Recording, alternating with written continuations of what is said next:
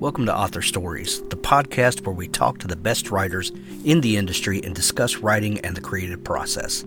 Whether you're a writer, a reader, or both, we hope you'll find something here that makes you love books and the writers that create them. You can find archives of all of the great conversations I've had with authors over the years at hankgarner.com. Take some time and browse around there. I'm sure you'll find a new author to love, find inspiration for your own creative life, and find a new story to get lost in. Let's thank some sponsors who make the show possible. As the Crow Flies, enter Haddon Wood, Book 1 by Risa Walker and Caleb Ansel. From Risa Walker, the award-winning author of the bestselling Kronos Files, and debut author Caleb Ansel, comes a chilling story of altered reality and psychological terror. Chase Ray sits perfectly still, his thumbs traveling across the screen of the broken computer tablet, stuck in the nexus between two worlds. Haddon Wood isn't real. It can't be. Another world, another reality, hovers just beyond his reach. He can see it sometimes. He can almost touch it. In that world, things are in balance. The dead stay dead and the creature feature remains safely on the screen. That world isn't a patchwork quilt of every scary book or movie he's seen. In that world, the nightmares generally end when you open your eyes and people don't glitch in and out of existence. Chase is determined to return to that world, although he's a bit worried that the only way out is through the noose that seems to lurk around every corner. He needs allies to get back home. But how do you choose your team when you can't tell who's real? As the Crow Flies, enter Haddon Wood, Book 1 by Risa Walker and Caleb Ansel. Simon Says, the John Simon Thriller, Book 1 by Brian Thomas Schmidt. Master Detective John Simon is a tough, streetwise 17-year veteran of the Kansas City Police Department with a healthy disdain for the encroachment of modern technology into his workplace. When his partner is kidnapped after a routine stakeout by thugs with seeming ties to connected, wealthy art dealer Benjamin Ashman, he's determined to find the truth. But the only witness is a humanoid android named Lucas George. Reluctantly, he takes Lucas along as he begins to investigate and soon finds himself depending more and more on the very technology he so distrusts. Meanwhile, Simon's precocious teenage daughter begins to teach Lucas how to sound more like a cop using dialogue from famous cop movies. If only he'd used them in the appropriate context. This exciting new mix of near-future science fiction and procedural thriller captures the gritty realism of Michael Connelly's Bosch, the humor and action of Lethal Weapon, and follows the classic science fiction tradition of Isaac Asimov's City of Steel. From the editor of the international best-selling phenomenon The Martian by Andy Weir, and the national best-selling author of tales including official entries in The X-Files, Predator, and the Joe Ledger thrillers, comes the action-packed first entry in an exciting new series. Be sure to pick up Simon Says by Brian Thomas Schmidt and get into the series on the ground floor. Vedic by K.J. Heritage. The dead don't always die. Top company scientist Chin Jelinek has committed suicide. Vedic, a half-alive empath with no memory of who or what he is, will die in 6 hours if he can't find out why, or so the company tells him, an added incentive to get the job done. Our hero soon discovers he is one of the skilled, a genetically enhanced human revered and despised in equal measure, a bloodhound with a terrifying past who'll stop at nothing in his pursuit of the truth. And the skilled always get their guy, don't they? Vedic, number 1, by K.J. Heritage, on sale now. There's a link to it in the show notes. K.J. Heritage's uncanny sense of pacing and story puts him at the forefront of today's speculative fiction writers. Gritty, intense, and compelling, Vedic is something you don't run into often enough in sci-fi, a cerebral thrill ride you don't want to end. Prepare to lose sleep reading Vedic, delicious science fiction. That's what other people are saying about it. Find out for yourself. Vedic, the first book in the series by K.J. Heritage. The Unwelcome Trilogy by R.D. Brady. survivor, mother, leader, and humanity's last chance. Deep within the remnants of the United States, Lila Richards oversees a camp of 200 survivors. In a world where living is an everyday struggle, and only through banding together can people survive, the arrival of the unwelcome only made her job harder. Riley Quinn and Miles Jones have been raised by Lila for the last 5 years. They're also one of the cursed, the children between the ages of 13 and 18, whom the unwelcome kill on sight. No questions, no pleas, just death. Protecting one another and the people of their camp is ingrained in all of them. But now each of them faces increased danger as the reason why the cursed have been targeted by the unwelcome slowly comes to light. And that truth will shock them to their core. Now time is running out, not just for the cursed who are being hunted down by the unwelcome, not just for Lila and her family who will face the greatest challenge yet, but for all of humanity. The world changed radically 35 years ago, but today humanity's very existence is on the line, and the fight has begun that will ensure its future or its annihilation. Fans of A.G. Riddle, James Rollins, Suzanne Collins, and Brandon Sanderson will love the Unwelcome Trilogy. Pick up your copy of the Unwelcome Trilogy on Amazon today. Well, thanks for joining me again for the Author Stories podcast, where I bring you the story behind the stories and the storytellers. Today, I'm really excited to have Ivy Clare on the show with me today. She is the author of the new book, Epoca, The Tree of Ecrof. And guys, this is a fantastic fantasy adventure. I'm hoping the first in a long series. Welcome to the show, Ivy. Thanks. Well, you'd be right. We are planning 4 books, so it's definitely the first in a series. Excellent. We've got such a lot of stuff to talk about, but Ivy, we begin each show with the same question, and that question is, what is your first memory of wanting to be a writer or storyteller?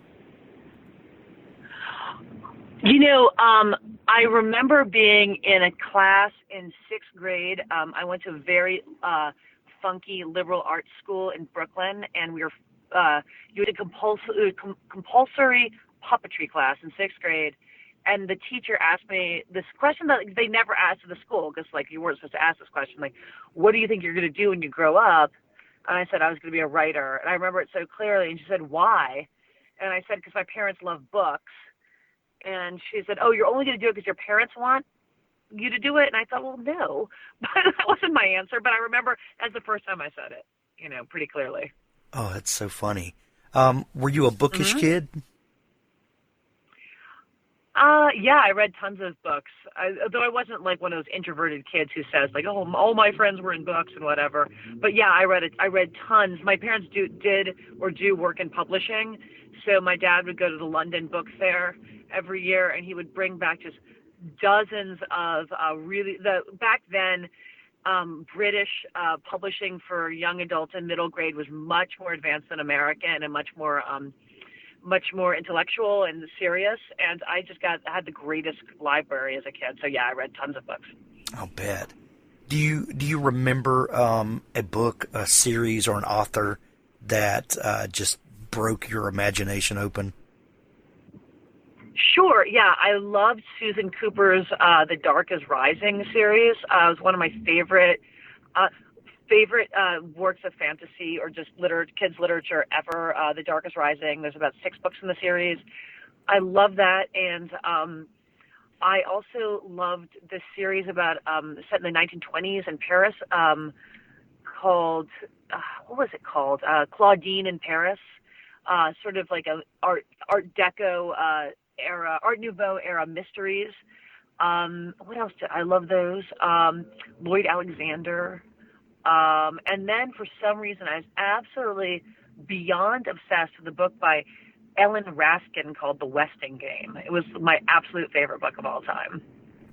Such great memories. In the 6th grade, when you announced that you were going to be a writer and that this is the only answer that came to you, did you start thinking more seriously about that? And did you start kind of putting plans in motion, even as a 6th grader? As you went through school, or was it just kind of dismissed? I never wrote fiction several until several years after I graduated from college. I said I wanted to be a writer, but for some reason I was much more interested in poetry and playwriting, and I didn't really even think about writing fiction until I was in my 20s. But I did tons of poetry and tons of playwriting all through high school and middle school, and even in college. Along the way, you took a sidestep, if you will, and became an internationally ranked squash player. Yeah, I mean, well, I don't consider it a sidestep because I'm one of the few people, and Kobe Bryant is sort of one of the other few people who think that athletics and creativity go hand in hand. If you look at the Odyssey or any sort of classics, the Homeric ideal is an athlete, scholar athlete. They exercise and do philosophical pursuits at the same time. So I was a really good squash player growing up. I started playing when I was about 8 years old, and by the time I was 12, I was the national champion in my age division, and that continued through every age division. I was the number one ranked player in the country. And then I played in college, and I was pretty good then, too. I was captain of my college squash team and individual collegiate champion, team collegiate champion. And, I was on the U.S. national team right after college, and I figured, why not I really liked the society of professional squash, not necessarily American professional squash, but international professional squash. It was super fun. So I thought I'd give it a crack for a couple of years. And I moved to Europe, and I played professional squash. I played in a couple of European league teams and represented the United States 6 or 7 times. So it was great, but I was writing the whole time that I was doing that. So. Gotcha. I was hoping you were going to give an answer like that because these kind of one-dimensional ideas that we have of the athlete or the scholar or the creative person, we tend to put people in buckets, and we all know that people are way more complex than that. And it's a fun thing to look back on, at this point to say that. But when you're in the middle of athletic competition, could you see the nuance of that at the time? That athletics are a creative pursuit, and this thing is feeding the other side of me. Yeah, I definitely could. I think it's a dangerous line because if you're too creative, then you can sort of suffer on court because you think too much. It's very complex. Yes, I saw that creativity really served you well. You have problem solving on court. You have different ways to sort of approach the game. But often if you thought about life outside the court is when the match would fall apart. You have to have both this incredibly narrow focus and this wild imagination. And my focus wasn't so hot at the time. I mean, my fatal flaw as an athlete was oh, maybe I should be writing books, or kind of second guessing what I was doing. But yeah, I loved, it's tricky. It's true athletes have to be driven and almost focused to the point of stupidity, able to shut out the outside world in a way that I was just unable to do that. But yeah. You said that in the middle of competition you were writing all along the way. What kinds of things were you writing? Yeah. Oh, well, I have a second. I have another career as a literary novelist. So I published 4 books under my real actual name. So I was writing those, or one of them. Nice. What broke you into writing novels? Well, okay, so that has a lot to do with playing squash. My parents started to grow increasingly concerned about my life because not only was I just playing squash, but I had moved to Amsterdam to do so because there was, it sounds a little crazier than it is. At that point, Amsterdam was a hotbed of professional squash and also a really great place to base yourself because of its centrality in Europe and this league system. But it was Amsterdam, and it was I don't know if this is a podcast for kids or whatever, but it was super fun to live there, let's just say that. And my parents were well, what are you doing? You're living in Amsterdam. Amsterdam playing squash. And I was like, oh, I'm going to do something else. Don't worry. I'm also going to write a book. And they were thinking, oh gosh, okay, so like, when are you going to have a career and make some money and support yourself? They were not thrilled, although they were incredibly supportive, and they're my biggest supporters, of course. But I did it so they'd get off my case about moving home from Amsterdam. But they were intimately familiar with the life and struggles of a writer because they worked in publishing. That's why they were annoyed. Like, not annoyed, they're like a little concerned. They said, okay, so squash, it's changed a lot now. Squash is a lot more lucrative than it was back then. But, you've traded one sort of, unstable occupation for one that might just break your heart. And, because they know really well how difficult it is to be a published novelist. But, it all worked out. Right. What did you major in college? What is your degree in? Oh, this is a conversation killer. I have a degree in classical Greek. Oh, I don't think that's a conversation killer at all because when I saw that... Dinner parties, everyone just shuts up. Well, but it plays perfectly into the series that you're writing, Epoca. That's, yeah. I mean, that made perfect sense to me. What was it that drew you to these ancient but iconic stories? So I have loved Greek mythology since I was really little. And as I said, I went to a very progressive and creative school where we were exposed to classics quite young. And I just loved mythology. I loved Homer. I loved all that stuff from sixth grade, seventh grade. We had to take Latin in seventh grade, maybe sixth grade. And then you could continue to study Latin from that point on, and then Greek was an option in eighth grade, and I just was like so into it, although I struggled with it because it's quite complicated later on in college. But I love translating. I love just getting to see those stories in the original text, and it was great. I love the heroes and the structure of I also really like, we don't have this in American or modern literature, these really formal structures.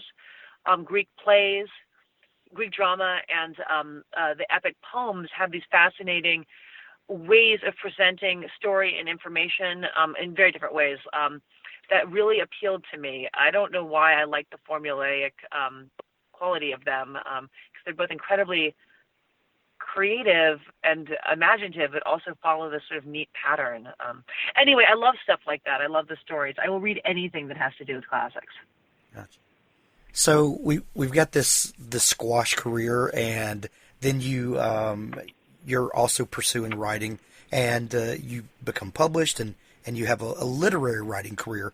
Where do your and Kobe Bryant's paths cross? How did we start working on this project together? Yes.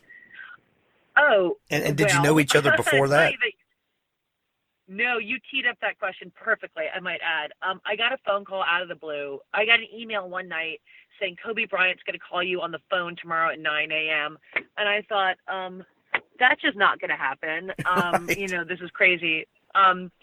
And he did, and he was looking for a professional athlete who also wrote novels and had a degree in classics.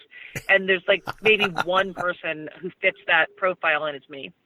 So, so he called me, and he had this insane idea that he presented about, I couldn't believe what I was hearing because, like you said earlier in the conversation, we have these narrow views of athletes, and, I'm prejudicial as well. I think, professional athlete, whatever, he can't be, creative in the way that he was telling me he was, that he wanted to write these fantasy books and they're mired in classics. I thought, am I really hearing this?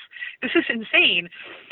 So I went down to his office the next day, and he told me that in his last year in the NBA when he was injured, and he just became so obsessed and entrenched in this fantasy world of his own creation with sort of sports mythology and mythological heroes who were athletes, that he wanted to write sports sort of mythologies for kids. And I said, oh God, like this could not be something I wanted to do more. Like, I'm so excited.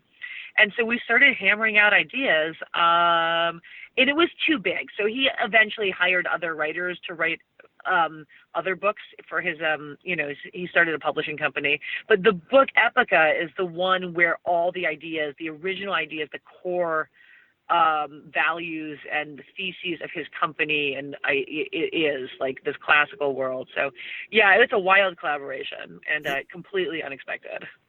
And the book is just really amazing. I, as kind of a lifelong fantasy fan, and an armchair sports fan, this is like the perfect marriage of those things in ways that you could never imagine that it would be.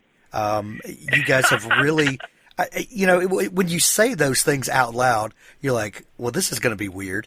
And it's just absolutely not. It's just, it's amazing. So, you guys start kind of hammering out a plan. What are the mechanics of that look like? Okay, so we're building this world and these characters. How do you start on something like that? Well, I'm so grateful that you said that, because you're absolutely right. When you say it out loud, and when he said it to me, I thought, as much as I love doing this, this is not going to work. Like, this just sounds nuts to me, because there's a really fundamental problem with writing a book about athlete heroes, which is, okay, so like Harry Potter's a pretty good template for this book, but Harry Potter's a magician.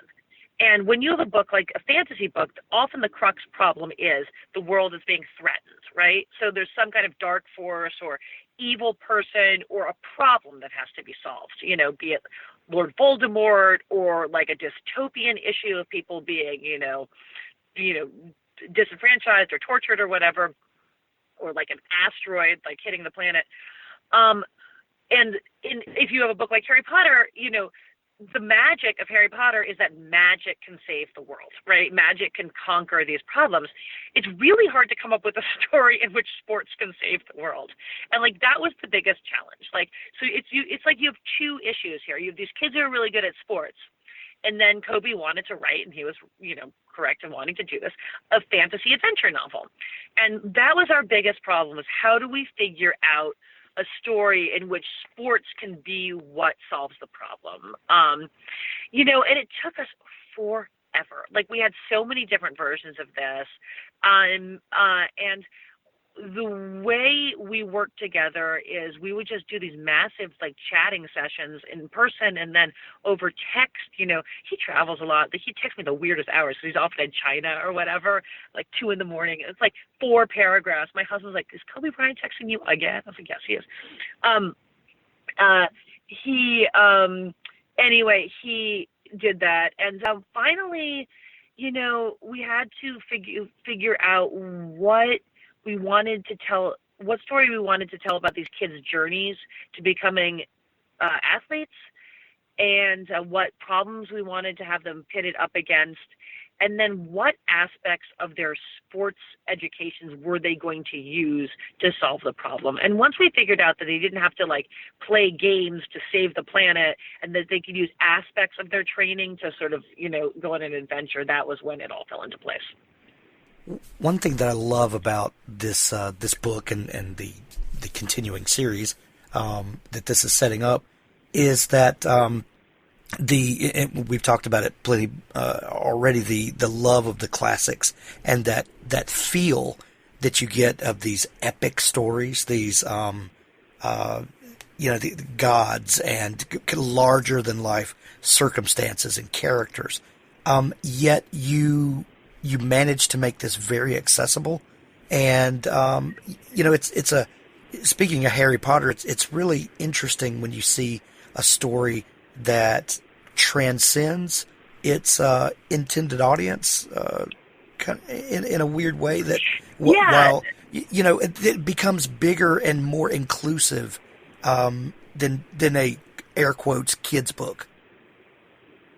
Well, that's perhaps accidental, but also really works to this book's benefit. I have never written a middle grade book before, and Kobe and I made a mistake going forward where we didn't quite understand the difference between middle grade and young adult, and I've never written young adult either. So I have a more sort of, let me be clear about this. So Kobe doesn't think that children should be dumbed down to, right? Talked down to, that there are difficult truths in the world and these should be presented. I didn't quite get that we were writing a book for 8-year-olds. I thought we were writing a book for slightly older kids. And then, of course, the material is definitely for younger kids. But because we approached it with an idea that these stories are going to be universal and also some technical accidents of the way we wrote, it's a story that they say it reads up well. It really does. It really does. And I think that this book is going to reach a massively wide audience. And I hope that it becomes one of those stories that it grows with kids in the same way that Harry Potter did. I hope so too. I hope so too because, it is, it's really great to see sort of these more diverse characters. I love Harry Potter, and I love that, J.K. Rowling said, well, how do you know that Hermione isn't black? And I thought, well, I'm pretty sure she isn't based on the descriptions in the book. She could be. But this book definitely is focused on kids from different backgrounds and different ethnicities and religions and, lifestyles. And I think that for that reason, too, I'm really hoping that this sticks around. Yeah. Well, speaking of that, and not to disparage, Ms. Rowling by any means, but how important is it to give that specific representation to characters and not just be ambiguous and say, well, how do you know that a character's not this or that? Well, you explicitly described the characters in a particular way. How important was that to the two of you to really nail down? Oh, primary of essential. It was because I think people are prejudicial readers. You can be. I think the majority of readers imagine that characters are. Well, sometimes I'm not. I'm a Caucasian, so I just see myself, and I think that the majority of white readers would assume that a character is white unless told otherwise. It's just a fact. I don't think it's I don't think that it's a condemnation, but I think that it's really important for people to see these characters as looking as they do. I think it's important to understand that, Vera is black. She's from the African continent. And that is incredibly important. And Kobe's children are mixed race, obviously. And he really wanted characters who looked like his daughters, which is even more, definitely a unique thing in fiction. I think we see a lot of, people from different minority groups. We don't necessarily see a lot of mixed race kids. And, given that this book is set in some kind of version of the classical world, there are people from all over that region who are, who are from sort of Carthage, who are African, or, sort of more Egyptian looking. So it's incredibly important that people know what these characters look like. Race is a primary factor in this book, I'd say. The main characters that we encounter, Princess Pretia, when you and Kobe were going back and forth in the world planning and the genesis of this big story, did you guys have characters from the beginning, or did they come about and evolve through, the conversations that you and Kobe had? He came up with the characters. He was very dead set on having a princess. I was lukewarm on the idea because, again, when you have the word princess, we both have young kids, and I'm the one who can't think outside the box. I think of very traditional gender stereotypical roles, and he's like, nope, she's going to be a princess. I'm going to undo that because this is going to be about a princess who is up against her privilege and whose privilege doesn't serve her and who has things taken away from her. And has to suffer, and I thought, oh, that's interesting. He came up with all of those characters. I'm not sure he came up with all of their backgrounds. I think I might have come up with what Rovi's background was, as, more of a kid who's sort of like, I can't think of the technical word for it. He's what we call him, a star stealer. He's part of a band that lives out out on the streets, and sort of like in Oliver Twist, is sort of like Fagin's band. So I came up with that. But we wanted one highborn and one lowborn character, and then Vera is just sort of a representation of like the most pure athletic endeavor that you could ever, ask for in a character. One thing that I love about this book is there are some interesting designations of people in the book, and the main one that comes to mind is dreamers and thinkers. When you're talking, but yeah, realist. When you're dealing with a sports based kind of magic system and kind of worldview, those aren't designations that immediately come to mind. But it does harken back to what we talked about earlier in the intersection of athletic ability and creativity. And there's just this big concept of just merging and melding these things that we think are disparate, but they really feed into each other. Would you mind talking about those designations Sure. and how they play into the story? Okay. Yeah, so, in the story itself, it's set in this sort of version of classical Greece where there are two dominant houses, which are basically two political parties. You want to see the Montagues and the Capulets, the Guelphs and the Ghibellines, however you want to see it, the Republicans and the Democrats. One is House Somni, that's the dreamers, and one is House Relia, the realists. And they are just these two parties that vie for control of Epoca. And they don't intermarry. So Princess Pretia is the only royal-born child of an intermarriage between dreamers and realists. And they're not. We don't come down on the side of one of these houses being better than the other, or one way of approaching the world philosophically or artistically better than the other. They're just different. The dreamers are more, traditionally creative, more sort of more roundabout in their approach to things, and realists approach problems head on. It's funny, I was reading this book by John McPhee, this legendary journalist, the other day, and he wrote a book called Levels of the Game, which is a meditation on a not particularly famous tennis match played by Arthur Ashe and Chuck Grabner, I think is his Grabner, the U.S. Open in 1968, and he describes the two players' styles exactly along the lines of the book. Like, Arthur Ashe is sort of creative and languid and artistic in his play and like a liberal, and Grabner is this more like hard-nosed, organized, focused, driven athlete. So I thought, it is actually real in sports. Kobe will say that there are basketball players who are realists, who are just like have a clinical, cold approach to the game, and it's basket, basket, basket, basket. And there are other players who score as many baskets, but it's a much more sort of creative approach. Gotcha. And these are kind of esoteric terms, but as you see it play out in the book, it really works.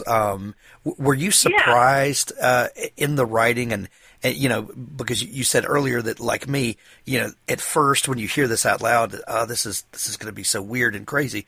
But, at what point in the writing did it all start clicking together and it started making sense to you? It took a while because there are a lot of ideas in this book. There's dreamers and there's realists. There's this magical power it's not really a magical power. This this essence they have called grana, which is, for me, like Kobe calls it, emotional magic that you have to control to marshal your creative output. I think it's more of that talent that elite athletes have, or that anyone has in their given field, that sets them apart from anyone else. So there's the grana, there's the realists and the dreamers, there's this campus and this magical island, and then there's this like world that's not quite classical Athens because it's sort of, more modern. And I was very worried that it was never going to come together, and I spent a lot of time worrying that this was never going to work. And there was an earlier draft in which there were these beings who were, I don't know what the hell they were, excuse me. And then we decided to pare it down. We hired an editor who's amazing, named Noah Wheeler, who this book would not exist without, and who's not getting enough credit for it. And we all sat in a room and we thought, we have to focus this. We cannot have too much in here. We need to save it for book 2, or so we worked with Noah and pared the story down, and then when it really clicked for me is when I was able to, initially it was all from Pretia's perspective, and then when we made it a two-hander with Pretia and Rovi and could see the world as a much larger place and there's more room to explore it because we were getting different perspectives, that's when it really started to work. Let's talk craft for just a minute, Ivy. In this book, this is a collaborative process between you and Kobe Bryant.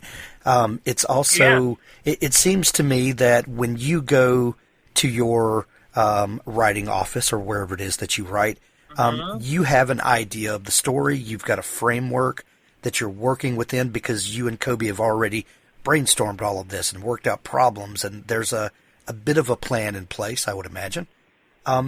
Does that differ from your other writing that you do, your literary adult writing?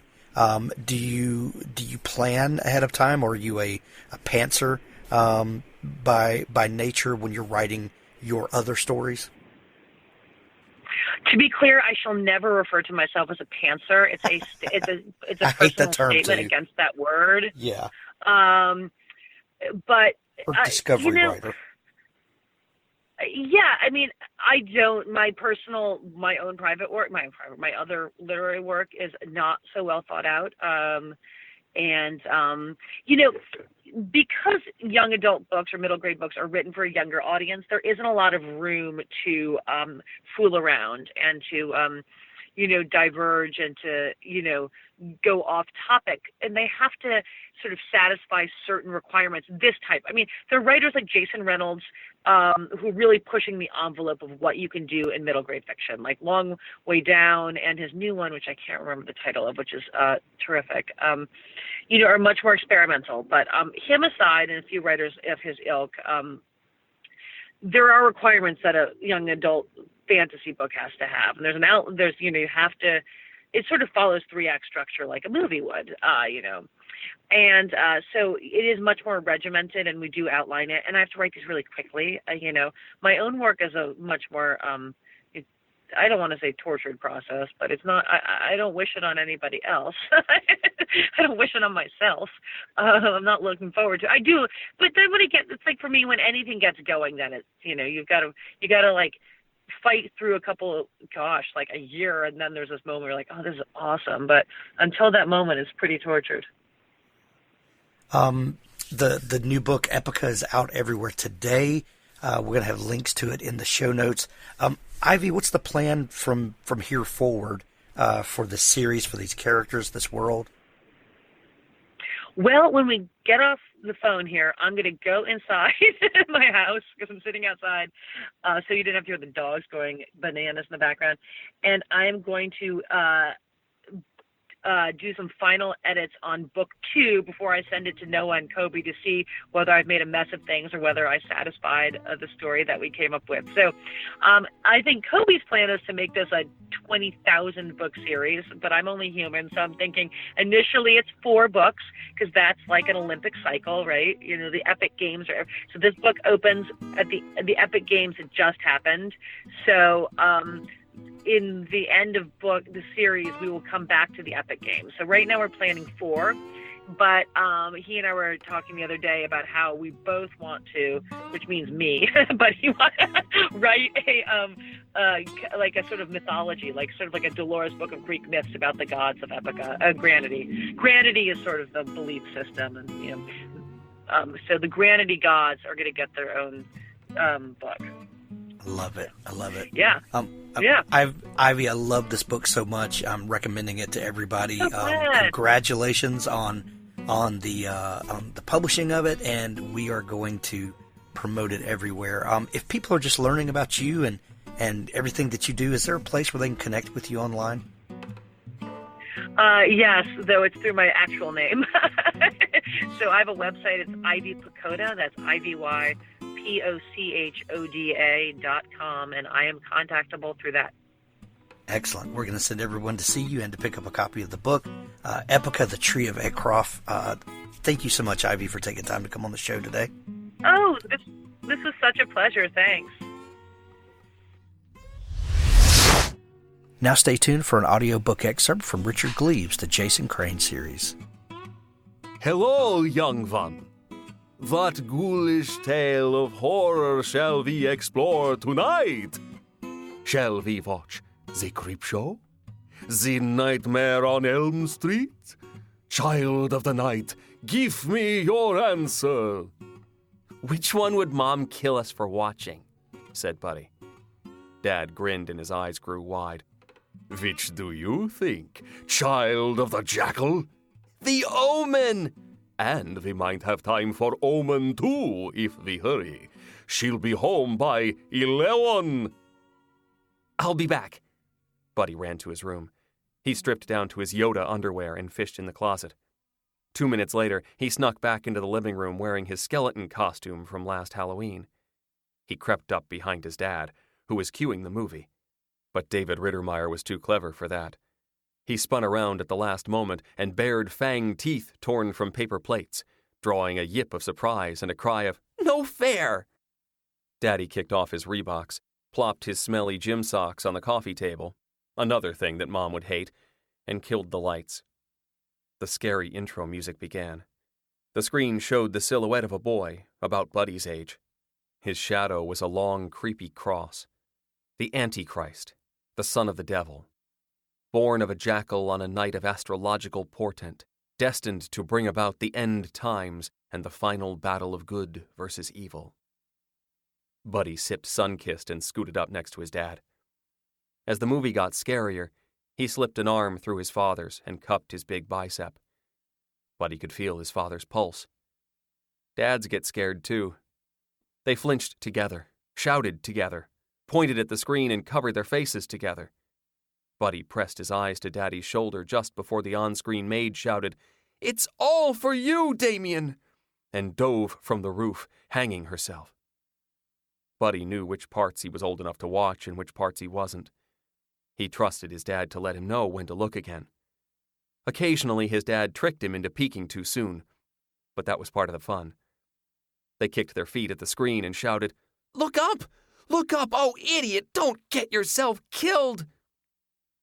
At the climax, the hero of the movie, Mr. Thorne, discovered a birthmark of 3 6s on his son's head and dragged the little Antichrist to the altar of the church, determined to spear his son with holy daggers and end evil forever. After it was over, the Rittermeyer men sat silently through the credits. David put an arm around his son and ran his fingers through Buddy's hair. He wasn't searching for devil marks. He knew there weren't any. And Buddy was certain there were no daggers in his father's hand, either. Those things were just make-believe. Real fathers and sons don't do bad things to each other. They were queuing up Omen 2 when the power went out. "No," Buddy whined. "Not on movie night." Daddy went to the window. "It's the whole block. Sorry, Damien. How about, scary blackout. Go get the Ouija board out of the guest room closet." "Cool. And candles." Buddy found the Ouija board, hidden under old clothes. When he shut the sliding door again, the sight of a monster startled him, and he let out an involuntary, "huh" sound. It was his own skeleton-bodied reflection in the mirrored closet door. He stared at it. He liked the effect of moonlight on his cheeks. Spectral, haunted, his eyes big and white. He clacked his teeth at himself, picturing his own grinning skull under his child's flesh, and gave an evil laugh. He was answered by a scream. A woman's scream. High-pitched and far away. One of the neighbors? Buddy dropped the Ouija board into a patch of moonlight and sat with it. "What's going on?" he whispered, his fingers on the heart-shaped wood planchette.